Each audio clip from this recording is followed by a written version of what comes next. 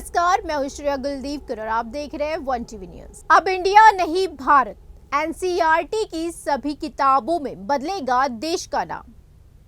क्या अब इंडिया को इंडिया नाम से नहीं जाना जाएगा? क्या इंडिया अब पूरी तरह से भारत हो जाएगा?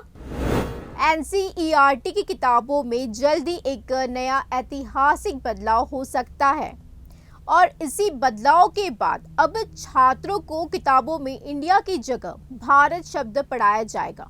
एनसीईआरटी पैनल ने सभी एनसीईआरटी पाठ्यपुस्तकों में भारत का नाम बदलकर भारत करने का प्रस्ताव दिया है, पर फिलहाल मंजूरी मिलने का इंतजार है। पैनल के सदस्यों में से एक CIIJ ने कहा है कि प्रस्ताव मंजूर होने के बाद एनसीईआरटी किताबों के अगले सेट में इंडिया का नाम बदलकर भारत कर दिया जाएगा। समिति ने पाठ्य पुस्तकों में हिंदू विक्ट्रीज को उजागर करने की भी सिफारिश करी है। समिति ने पाठ्य पुस्तकों में एशियन हिस्ट्री के स्थान पर क्लासिकल हिस्ट्री को शामिल करने की सिफारिश करी है। इतिहास को अब प्राचीन, मध्यकालीन और आधुनिक में विभाजित नहीं किया जाएगा, क्योंकि इससे ये पता चला है कि भारत एक पुराना और ब्रिटिश साम्राज्यवाद से अनजान राष्ट्र है। अंग्रेजों ने भारतीय इतिहास को प्राचीन, मध्यकालीन और आधुनिक में बांटा है। अब एशियन का मतलब प्राचीन होता है। वो दिखाता है कि देश अंधेरे में था, जैसे कि उसमें कोई वैज्ञानिक जागरूकता थी या फिर वैज्ञानिक जागरूकता थी ही नहीं।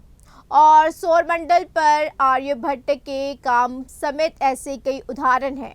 सभी विषयों में पाठ्यक्रम में भारतीय ज्ञान प्रणाली यानी इंडियन नॉलेज सिस्टम की शुरुआत भी इस नए बदलाव का हिस्सा है। आपको बता दें कि यह समिति उन 25 समितियों में से एक है जो राष्ट्रीय शिक्षा नीति 2020 के अनुसार पाठ्यक्रम को बदलने के लिए केंद्रीय स्तर पर एनसीईआरटी के नाम पर काम कर रही है। फिलहाल नवीनतम पाठ्य पुस्तकों में अभी ये आनी बाकी है। एनसीईआरटी पर आपने ये कहा है कि पीएम मोदी इंडिया अलायंस से इतने डरे हुए हैं कि वह इंडिया को भारत से रिप्लेस कर रहे हैं। आपके राष्ट्रीय प्रवक्ता प्रियंका कक्कड़ ने ये कहा कि संविधान में इंडिया और भारत दोनों का उल्लेख है।